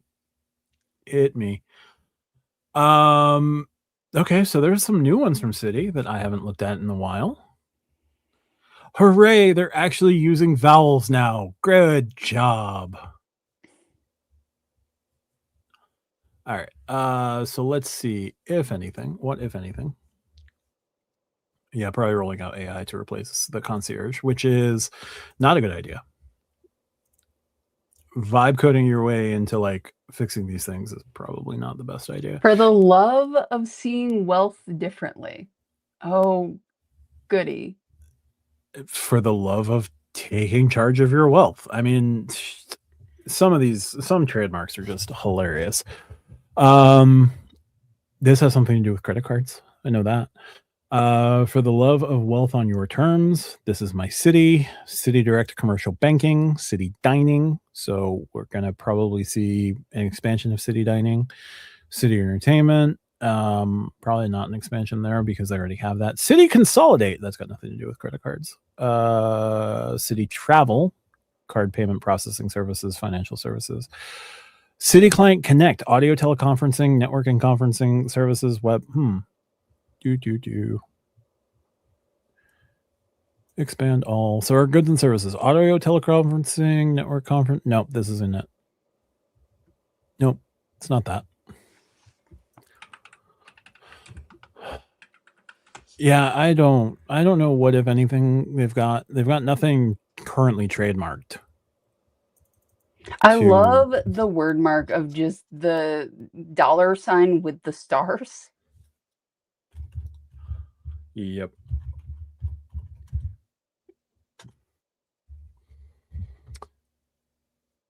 Nope. Still only 7. Womp womp. I wish I knew what the hell this card was supposed to be. Maybe it's not supposed to be a card. Maybe they're doing a karaoke bar.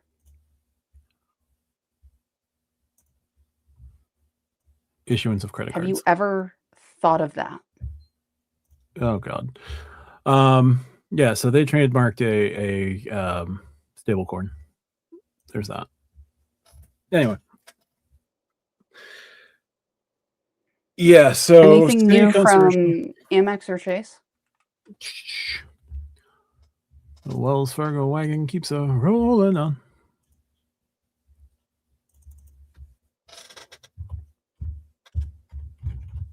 There were a couple things that I showed. What was it, last week?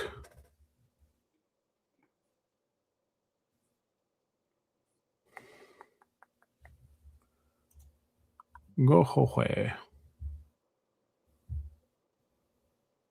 So while we wait for something went wrong. How dare you? Don't they know what we're doing here? Do you know who I am?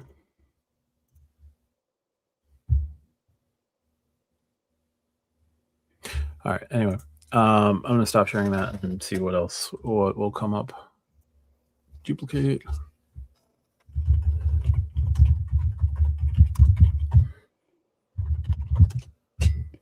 No, it really is, though. That's the thing. It really is fun. Oh my God. Hold on. I have to fix this because that number is way too large. How big of a purchase do you have to make? What type of purchase do you care about protections? Like, is it 1%? Instead of 2%, always worth it for a chance issue you're siding with the consumer?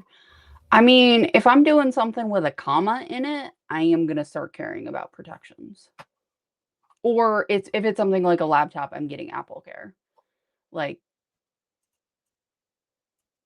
that's just, a thing. I don't care at that point, I'm not caring about the multipliers. I'm caring about the actual purchase price. Yeah.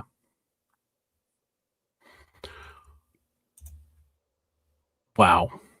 So trademark searches for JP Morgan turned up nothing. Trademark searches for American Express Marketing Development Corporation. Yeah, something's going wrong here. All right. I don't know what's going on there. I could see an argument using the City Strata Elite over the double cash because the 0.5 is not worth the better customer service. Yeah, no, and that's definitely fair. I think if you're getting the Strata Elite and you're holding the Strata Elite, you don't necessarily have to go after the double cash. And you could use the double cash and just call the Strata Elite number, and I'm sure they would have no problem looking at the rest of your account. Yeah, that shouldn't be an issue. Do you have worse protections on the double cash? I don't know offhand. You're gonna get what you pay for. But why not hold both? You can. I don't know. More of your spend is gonna go on the Strata Elite anyway.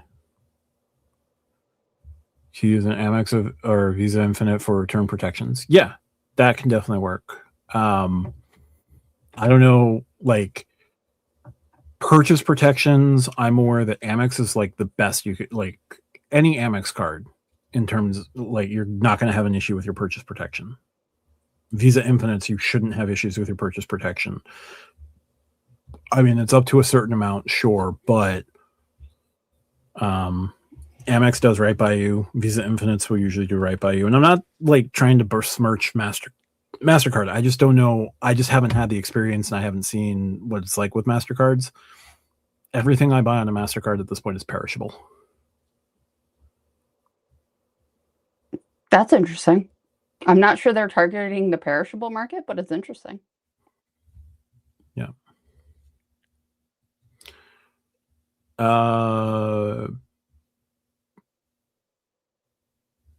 Their longer warranty extensions are yeah, that's fair. Like, is there something to be said that a Visa Infinite with slightly lower multipliers can be thought of as a 1% insurance on all purchases? Greater warranty returns and purchase assurance for 1% surcharge. How many would say no? It's a fair question because on $1,000 purchase, that's $10 extra, and that's not bad. Yeah. We need to replace our very old MacBook Air. Would RJ recommend a Neo as a replacement? Primary use it for Zoom, watching Netflix. The Neo is Yes. fantastic. The Neo is absolutely, absolutely fantastic. Where the Neo is going to fall down for some people is and I don't know how you type, right? If you're in rooms and you want that backlit keyboard because of how you type, that is something that fundamentally can change how you use this computer. I touch type at this point. So I am not looking at the keyboard very much. Like my fingers just kind of know what I'm doing. So for me, not a huge deal. The camera is not as good. It is good. It is better on the Air. In terms of like how it renders everything, it is fine on the Neo. Like you still see a person. It is fine. It is slightly better on the Air, and the Air is going to be potentially for just using Zoom, maybe 5-10% smoother. The Neo is fantastic. I have a Neo. I love it. I have two MacBook Pros within 10 feet of me.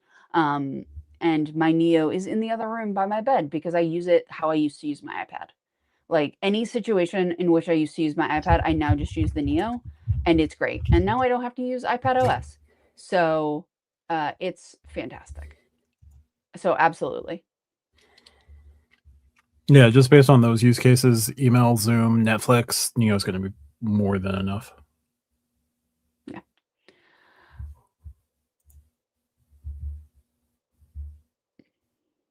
Absolutely. I also think about what it is, right? Like if it's $100 thing, am I as concerned? If it's $1,000 thing, I might be more concerned. I don't care about purchase protection as much as you do, which is up. It's going to completely be a personal preference. If it's something I care about, it just goes on the platinum or Yeah. the Delta Reserve. Yeah. Points gain is even smaller for $100. Yeah. No, I think it's just a difference of opinion or a difference of thought. But like, if the purchase protection is that important to you, go for the highest purchase protection for sure. When it comes to my Macs or anything Apple related, I make sure to I make sure to go through Apple first.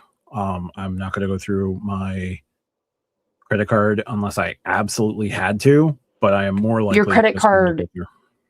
your credit card also isn't going to cover the entire price. Like Yeah. it's 6 or 800 and most phones now are not 6 or 800. Cell phone protection, sure. I'm talking like my MacBook or whatever. Oh yeah, no, I meant the cell phone protection portion. Yeah. It's for Yeah. me, it's not a better earn rate, which is part of the problem for what I redeem for. Um, I do, I do think sometimes, like and I've talked about this in the Discord, right? Like the difference between 1.5 on a Freedom Unlimited and a 2x on another card is probably not as much as people think, right? If purchase protection is something important for you, I definitely think that you should do it. I think that always having purchase protection is probably like if you're worried about your milk on purchase protection, then I don't know, right? If you're worried about electronics, other things like that, I definitely think going for a card with purchase protection is important. Um, any recs for travel insurance, mainly interested for medical coverages overseas. Matt, any recommendations? Spathco is going to be your better opinion there. Go into the Stack Keel, Your Points Discord, go yeah, to the questions tab, and ask Spathco. yeah, That is our official recommendation. yeah. I know Allianz has a lot of full coverage, but I don't know how much their medical like if what their medical coverage situation is. Spathco will know the medical coverage for sure. Yeah. Ghost tapping scam. I'm thinking of getting this RFID sleeves, but not sure which one to get. I saw one on Temu, but I'm not sure if they will work. Recommendations. RFID is virtually useless. Like it is false protection in so many ways. Like to act and if you're talking about the MKBHD one, I understand why it looks scary. It is not nearly as effective in actual life as in a situation where they're going to make a video about it. Yeah.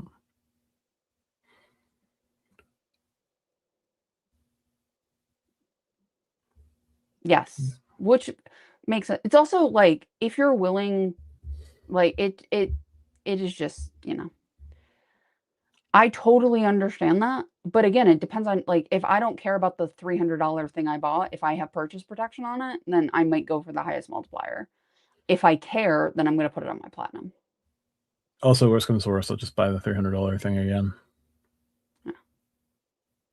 Not that that's like the smartest play, but yeah, Allianz is who I usually get my coverage from when I travel. Yes, but again, not everybody can get those subs, not meet the minimum spend from those. And B, like subs are quantifiably different. Again, I think it's not a bad thing.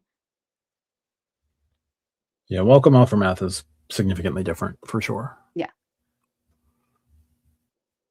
Tens of thousands to spend to make that up with the higher multiplier. Purchase protection is not what a lot of people think purchase protection is. There's also that.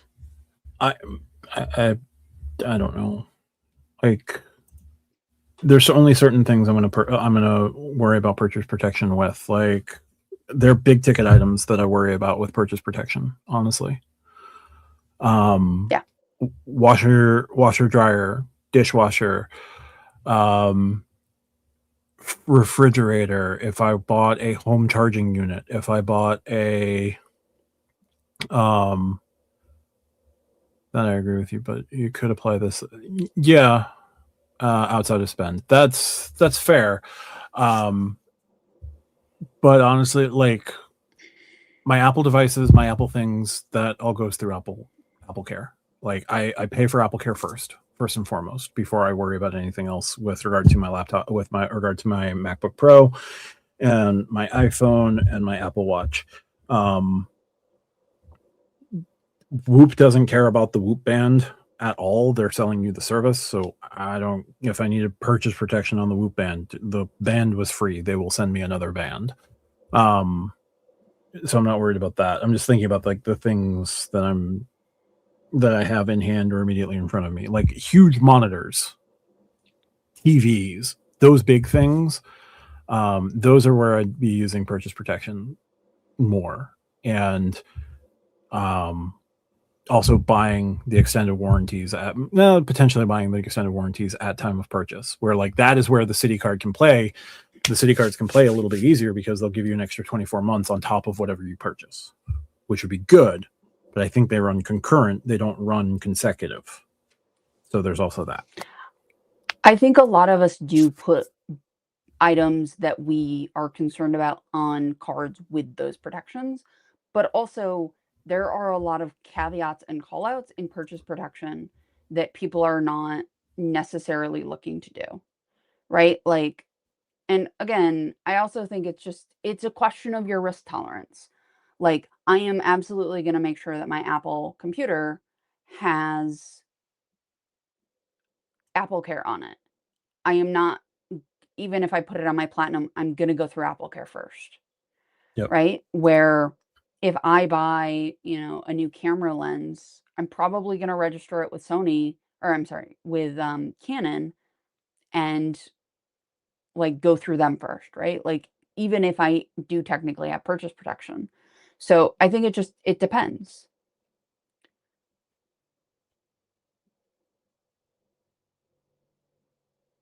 I think I rate my time differently. Like, again, you absolutely can rate it like that. This is all personal preference on how you do that. And I think taking your personal preference and trying to standardize it is fine, but people are just going to have different preferences. Yep. I don't know this one, Matt. Do you? I don't know offhand. Definitely something you should contact American Express about before you cancel or product change your card. They run consecutive. Oh, they run consecutive for city, but limited to 4 years total. Okay, that makes sense.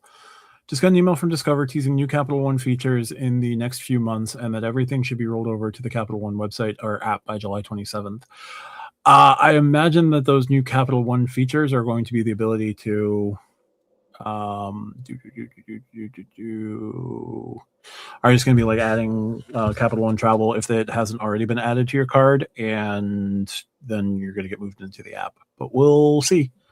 There's still nothing yet that says that Discover cards can move their cash back over to Venture cards yet. That's coming, and they're probably going to implement that by the end of the year, if not sooner. Yeah. Like, it is coming. It's coming faster than any of us want. Yeah. I think a lot of folks won't really talk about it, just because here's the thing. How many people are going to click on a video about purchase protection?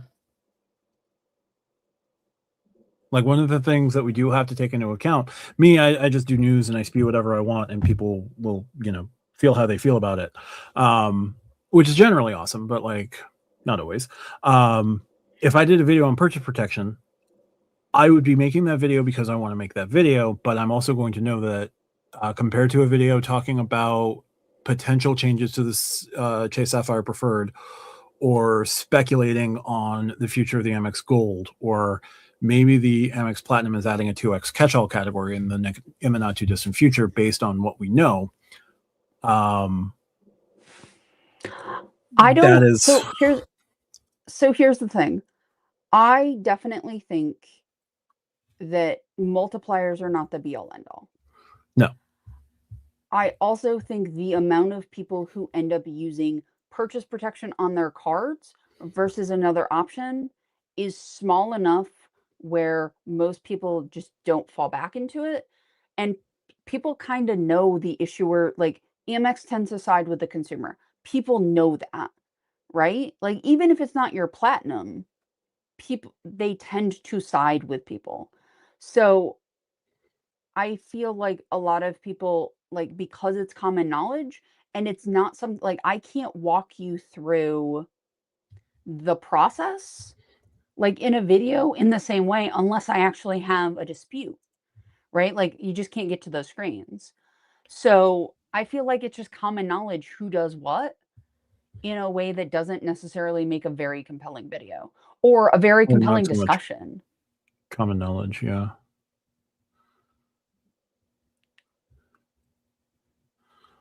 I don't Yeah. necessarily think that they're wasted money. I think it just depends on your point of view.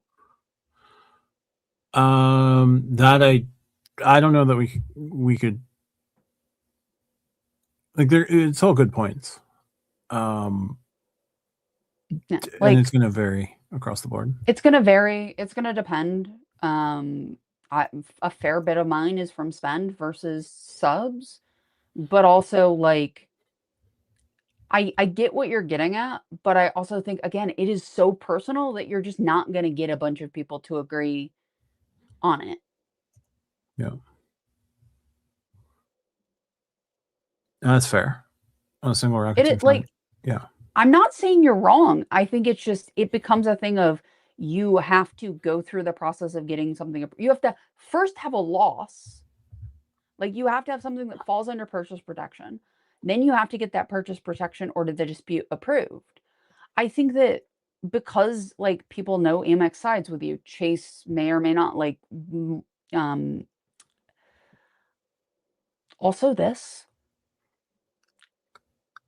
Why Yeah. not both? Universal truth. Just saying this aspect of things not talked about enough in the YouTube space. I don't think it's that interesting. At the end of the day, for what Matt said, I don't think it's that interesting. We are hunting for clicks at the end of the day, which is annoying. Don't get me wrong. I don't even think it's that interesting in the Discord. We're not doing videos. Like I think it is a thing that if it happens, people will talk about that event. I don't think it's a topic of discussion that is particularly interesting. Yep. Also that I know Lonnie didn't get the sub on the Brilliant or the Aspire, one of them. I think both actually.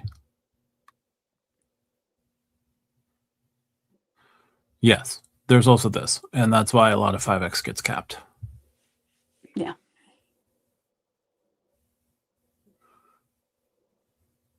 But your dichotomy is multipliers versus subs, and I don't think that's a reasonable dichotomy.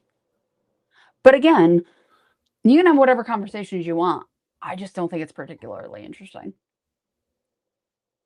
My spending exceeds what's possible for subs, so it's both multipliers and subs for me. Yeah. Yeah. Anyway, anything else, Matt, that you would like to talk about this week? So I thought I might apply for a card tonight. Probably not going to apply for a card tonight. What card did you think you were going to apply for tonight? The JetBlue? Yep. Why are you not? So let's go into this. Why are you not? One, I thought the tiles would hit immediately. So I could grab the tiles now and be able to spend toward Mosaic for hit Mosaic now and through next year. If the tiles aren't even going to hit until next year, I may as well just wait. I can save the slot. It's sort of interesting, and the only reason I would get it right now would just be content, and I don't know how much content I can do about it. Matt, if you apply for a JetBlue card, I'll apply for a JetBlue card. Yeah, but you don't need a JetBlue card. If you apply for a JetBlue card, I'll apply for a JetBlue card. Tempting. Um, I'm just if you apply for a JetBlue card, Matt, I'll apply for a JetBlue card. You'd apply for the Plus? Yeah. You know, the Premier also has that same balance transfer offer. I know.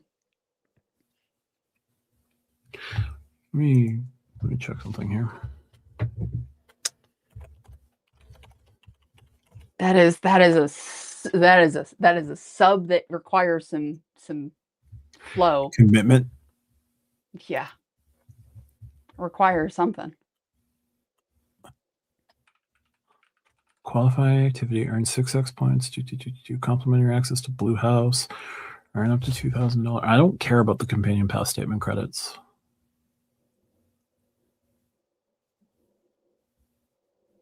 Let's see.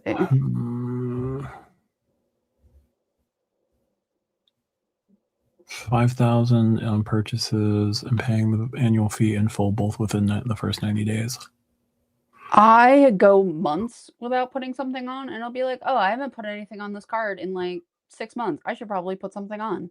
Most banks, like, you got like a year before they get real antsy. If it's got a high limit, you might want to throw something through it, but yeah, it's usually okay. Yeah. Completely unrelated. We've seen this scotch, I think, from Matt from time to time. What is your drink brand of choice? RJ, back when you did drink. Oh God. Matt, what is your items of choice? Here's the thing. I just love scotch. And it really depends on what I'm feeling that particular day. If I want something smoky, I will gravitate to Lagavulin. If I want something just obnoxiously smooth, I gravitate to a Highland Park. And I've had Highland Park 18 and I've had Highland Park 25, and both are just unbelievably good. Then I also enjoy the Oban. And then obviously there's also Johnny Walker's. But like scotch for me is I like a lot of brands. My top three, if I'm feeling that I want to just eat Pete in terms of my drink, Lagavulin. Sounds weird, I know, but fantastic. Highland Park if I want something just top shelf, and the Oban if I'm feeling kind of smoky but not as smoky as Lagavulin. And then with Irish whiskeys, it's other options as well. Bourbon.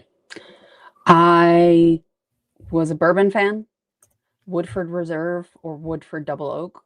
I loved Woodford. I loved bourbon in general. There's something just about a really good bourbon, especially in an old fashioned, that just made me happy. Just the balance that you can do with that. I felt like I was 80 every time I did one, but I loved a gin and tonic, especially when I made my own tonic water. Because I would get tonic concentrate and make my own tonic water. I loved it. It was fantastic. So, um, I mean, that is what my mother says it smells like. Just need a higher tier, Scott. Thank you very much. I loved bourbon. I loved gin. I wasn't a huge tequila or rum or other things. I was a gin and a bourbon. And my body just does not process alcohol very well anymore. Like I get super hungover and it's not pleasant. So I don't drink anymore, but I also really loved Guinness. Like I know it's not spirits, but I'm a big Guinness fan. I loved any porters and stouts and all of that. It was just real good. And Guinness Zero is actually surprisingly good. So, Interesting. all right, Matt, I have mine up. We gonna do this? Why are we doing this? Come on, Matt. Why prequel? Fever Tree and Gin is very good. Um, I brought a bottle using extra. Ooh, the rye is not bad. Guinness Zero is Guinness without alcohol. So it's, well, I think it's up to 0.5% alcohol. I don't have like an issue with the alcohol as like a substance thing. So the 0% being 0.5 doesn't bother my system. I just can't drink for like medical and health things. But so for me, the 0% alcohols that are up to 0.5 aren't a big deal. But yeah, Guinness Zero is just Guinness without alcohol. It actually, the rye isn't bad, but if you're expecting bourbon and you get rye, it's, you know. Ah, Scheiße.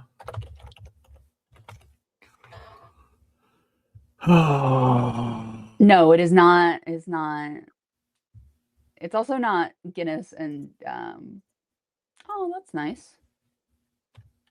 Yeah, no, it's not 0-calorie Guinness. That would be bad.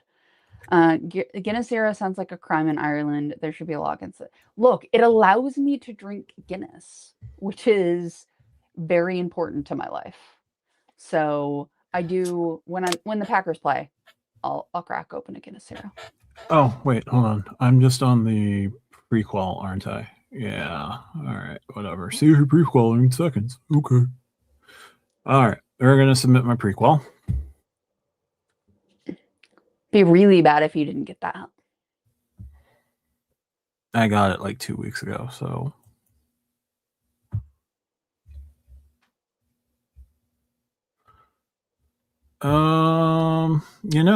I've clicked submit. It doesn't care. In theory, I could use JetBlue miles. I don't think I'm pushing for Shit. platinum this year. Yeah. He does. What's up? What is your death row drink, Matt? If you could have anything laid before you.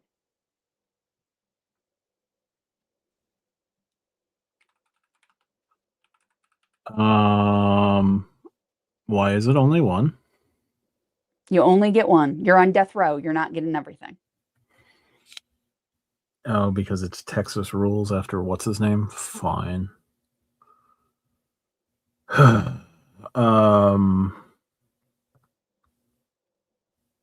Johnny Blue. It wouldn't be Johnny Blue. Highland Park 25. Maybe. I don't know. Probably. I'd probably just settle for the highest end Highland Park I could get, or Pappy. I've had Pappy. It's pretty good. It's not all that I thought it would be. It is very good though. I'm trying to think. Like I'm probably one of the higher end Wellers. Probably. That is an interesting guilty pleasure, the ham and cheese croissant. Okay. And they have one at Dunkin' that I like. I just take the ham out of it. Yeah, I'm pretty qualified, so I'm good. You're gonna have so much fun on that. It was good, but it was not people selling like organs to pay for good. That's fair. I don't like IPAs because I don't like things that are bitter. I miss them. That's why I go with Citizen Cider's Lake Monster.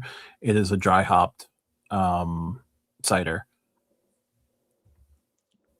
And I'd probably just drink the whole bottle of Highland Park 25 for sure. Oh, Red Vest would be good. Pretty sure the tar on the road tastes the same as Starbucks. Not too far off.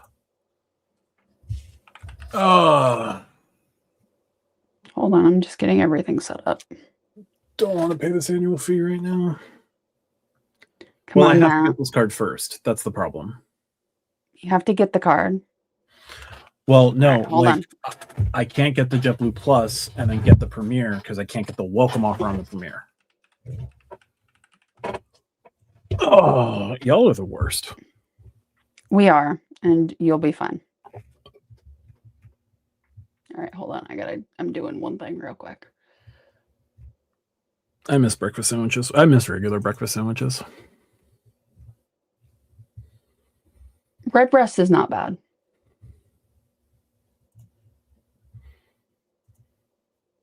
I'm almost ready. Hold on. I hate that this card earns at the exact same goddamn rate as the JetBlue Plus card. It does, yeah. They couldn't spring for an extra 1x at restaurants and grocery stores. They couldn't just fucking spring for an extra 1x. Impressive. All right, okay. Matt. You gonna do it? Well, I'm pre-qualified to see my offers, so in progress. Sure. We're gonna hit continue. Balance transfer? No. Add an authorized user? Fuck no. Alrighty.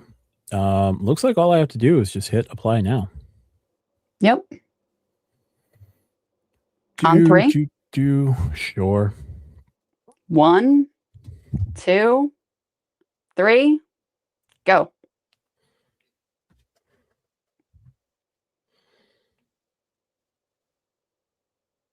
It's thinking about it.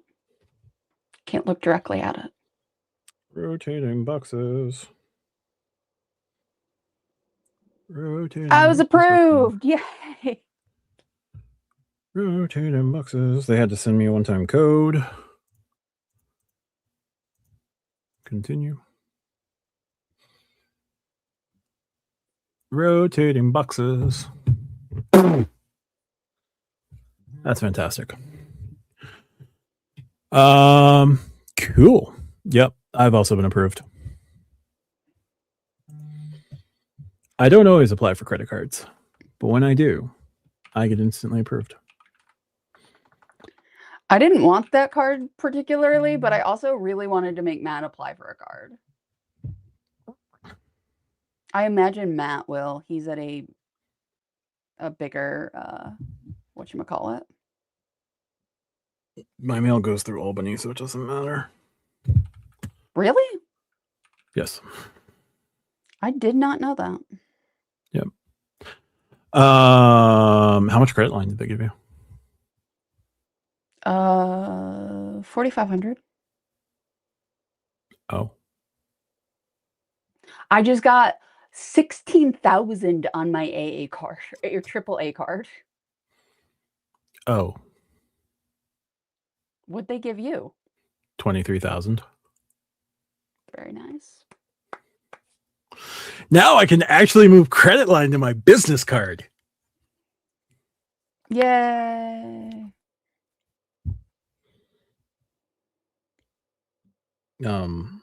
Yeah, so JetBlue Premier incoming. Now I have a card that I can use at grocery stores and more perishable items to buy on my, what do you call it? Yeah. Yay. So now I have a grocery card. Yay. Well, apparently Barclays doesn't hate me for canceling that AA card because they just gave me another one. That's fair. Get 7 emails yelling at me. But, that's fine. And here's all of the yelling. How is it yelling? It's all like, hey, you got your credit report looked at. Though it's only my TransUnion, which is the best one. So good job. Ding, ding, ding, ding, ding, ding, ding, ding, ding, ding, ding. I got boom. Done. Yay. All right. So guess I'll make a video on that. Matt, why'd you get a card? Well, RJ decided to be a raccoon. Thank you. I genuinely take pride in our thumbnails that I force make. Yep. That is weird. So I think if Southwest and JetBlue merge, that could be an interesting play for sure. I don't know about Alaska. Like Alaska, JetBlue would be nice with Alaska because of coverage maps. Yeah, but they don't have enough internal. What do you call it? It's been a while, but hey, nothing wrong with it. I don't know what snorting cocaine feels like, but I imagine it's a little bit like that. I'll say this: it's not as fun as dropping acid. I can understand that. Oh man, I gotta update my spreadsheets with this card. You've got 1 credit on the card. No, like I have all the new cards I get, they get their own line on my spreadsheets and all that. Yeah, I don't care. You know what I'm going to do? I'm going to move like $5,000 of credit off of this card and put it on my JetBlue business card. There you go. Give that a respectable limit for one. Yeah. Matt, we made it to 2 hours. We did. And I have a brand new credit card. You have a brand new credit card. I have a brand new credit card that I literally only got to make you get a brand new credit card. This is the least surprising information I have ever heard from you. No, this was RJ being the Macoon slightly, and I knew that if I applied for one, he would do it. What are you knowing? I didn't add my JetBlue number onto my card. I don't think I did that either. But I don't have anything on the JetBlue, so. Right. I have to see what I can do about this. I'm sure they'll be able to merge it. Thanks. Now I have to call fucking Barclays in the morning. Oops. I'm sorry. Why are you not working?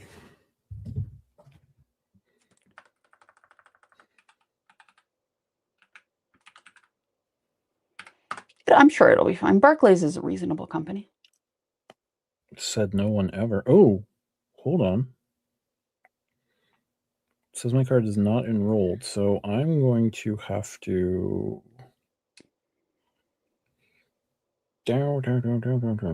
Let me. Let's see here.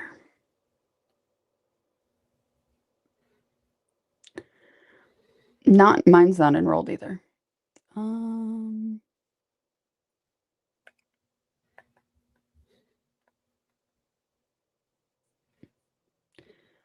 Did RJ Macoon Matt, or has Matt just Macoon so hard that he's working through RJ, so it's still a Macoon win to himself? Yes. Yes. Look, I wanted Matt to apply for something. I knew if I offered myself as a sacrificial thing, it would get done.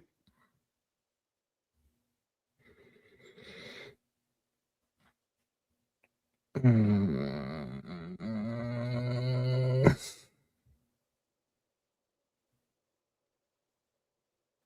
right. So what happened?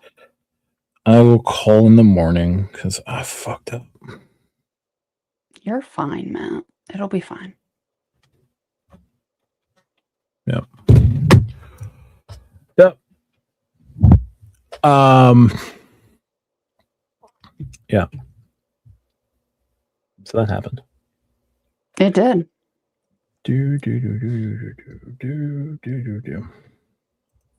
That's fun.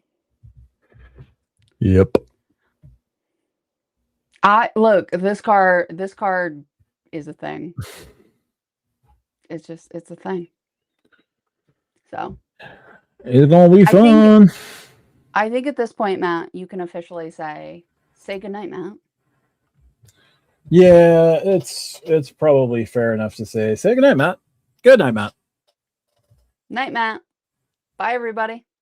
See you next week.